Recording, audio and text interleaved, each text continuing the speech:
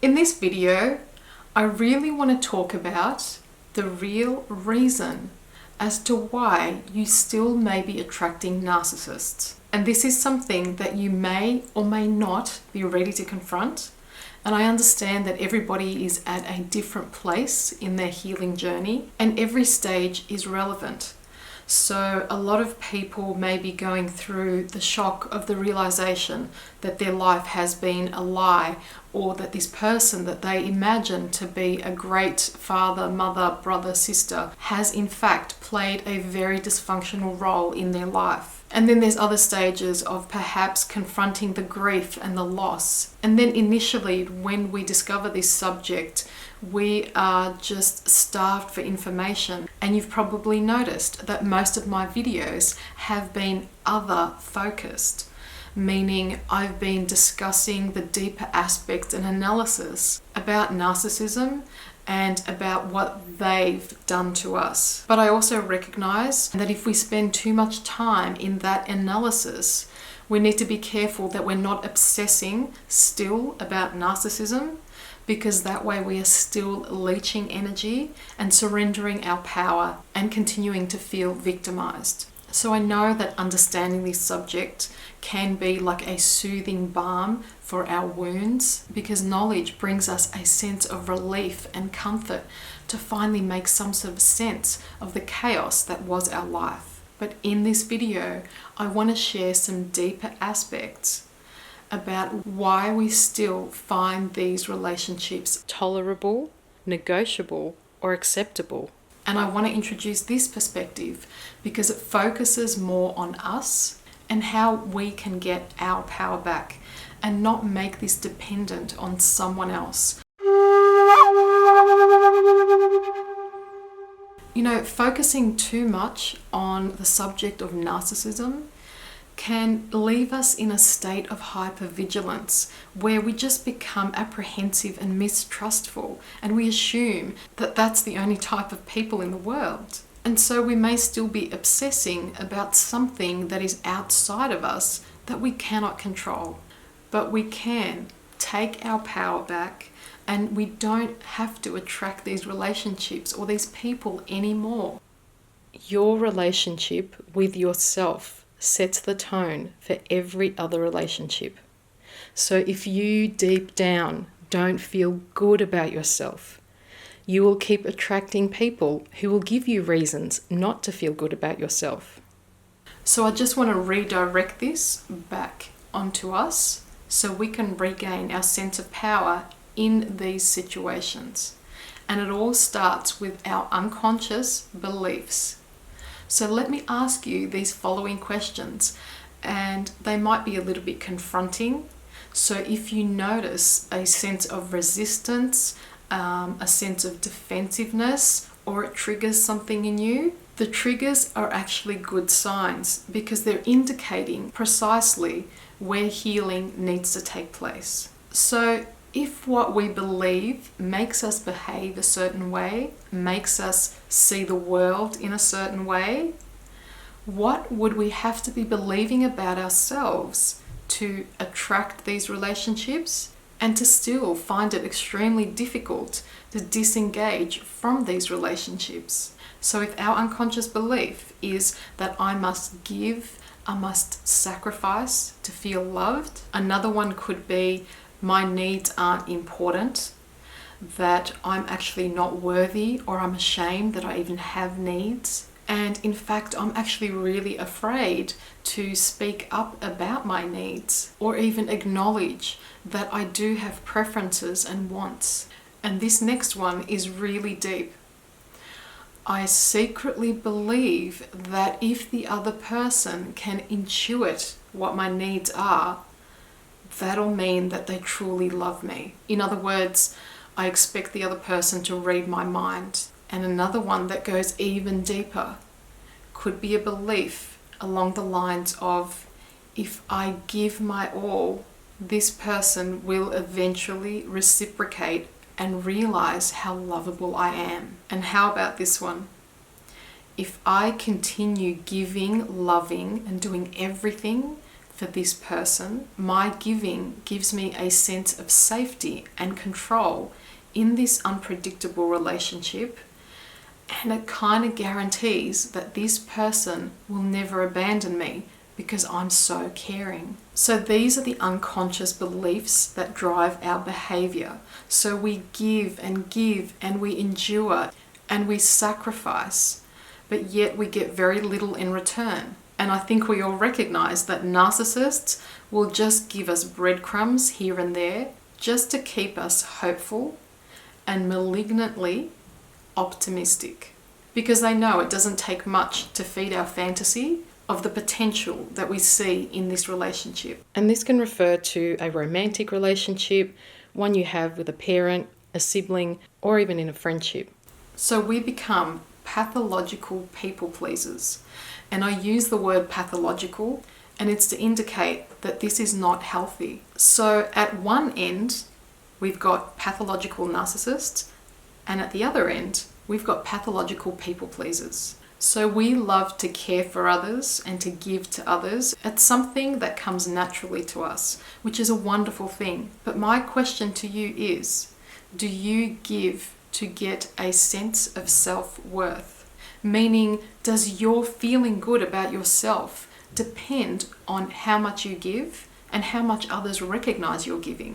If we have no boundaries and we become everything to everyone, we have no discernment with our empathy, we can't say no, or we say yes when we mean no, or if we feel obligated out of guilt, then we are ticking all the boxes for pathological people pleasers. And that's an extremely unhealthy pattern of behavior. So some defining signs that this may be an issue for you is if you're utterly exhausted, you've had or are having a complete emotional and physical breakdown. You seem to have an inability to take care of yourself or to put your mental and physical health as number one priority.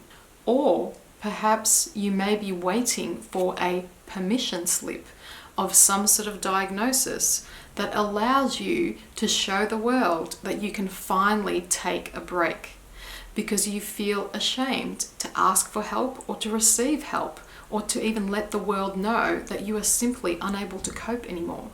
And other signs include is if you are neglecting yourself, if you are minimizing your preferences, if you find it extremely difficult to speak up on your own behalf, or if you're simply unable to enjoy yourself because you carry some sort of sense of shame and guilt that you shouldn't be enjoying yourself.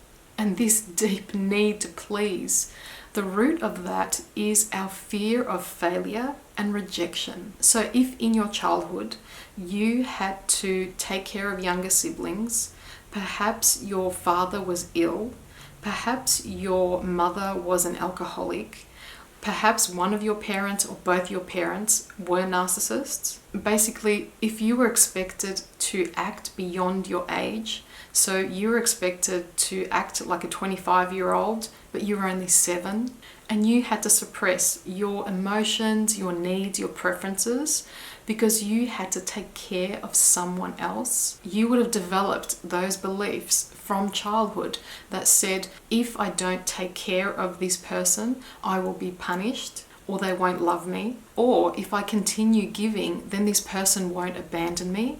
And we developed a sense of self-worth because of all the giving that we did. And we realized that we weren't enough. It wasn't enough to just be. We had to continuously do and do for others. And this was a survival mechanism. This is how we bonded to our caregivers.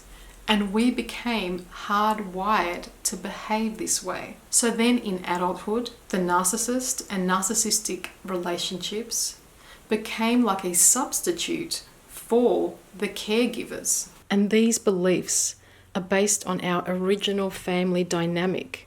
So there's a sense of familiarity. And even the word familiar comes from the word familia. And so that's why people say that, they keep attracting partners that are just like their mother or their father, because they unconsciously want to go back to that familiar setting to keep repeating that cycle and wanting to get their parents' approval. And of course, this is all going on unconsciously. And no matter how dysfunctional our sense of familiarity is, there's a feeling of safety in what's familiar. But we don't have to continue repeating this and being run by these old programs. They're causing us a lot of pain in our adult relationships. So if you bury a deep sense of resentment, of anger, if you're at the stage where you are suppressing a seething rage that may occasionally erupt, it's simply a sign that you cannot suppress this any longer. It requires conscious attention. If we pathologically give and we wear it as some sort of a trophy to justify to the world that we are good human beings, that we are nice people, then this is truly setting us up to attract more narcissistic relationships. And this isn't about blaming or shaming or making you feel guilty, but this is about recognizing that there are more deep-seated issues that are replaying, that are making us see these people or these relationships in a particular way.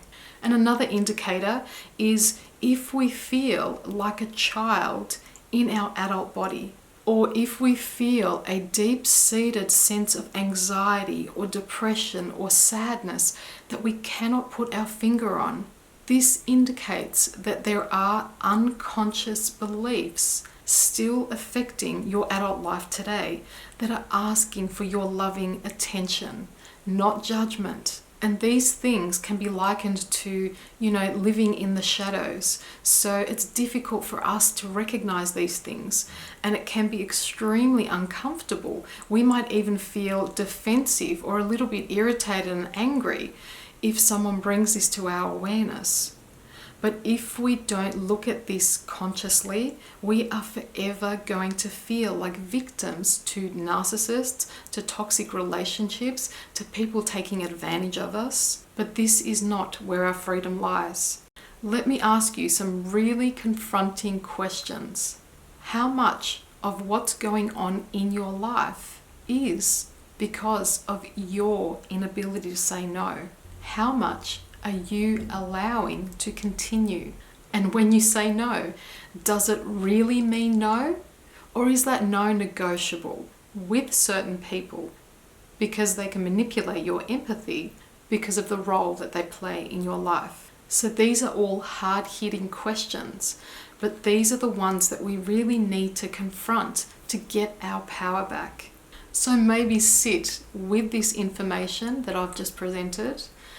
Just sit with it for a while and see what comes up for you. Confronting this is an opportunity for you to exemplify courage, self-respect, to develop boundaries, find your voice, ask for help, and learn to receive it when it's given to you. So if you're at the stage of being tired, repeating these dysfunctional relationships that leave you feeling the same way over and over again, then perhaps it's time for you to take back some of the power you have given away. We are now adults, and we don't have to be run by these beliefs that were conditioned in childhood. We are the only ones responsible for taking care of ourselves, for loving ourselves, and removing ourselves from situations that don't support our well-being. A healthy self-worth is the most effective repellent against abusive relationships. You are not a victim. You are just beginning to remember how powerful you truly are.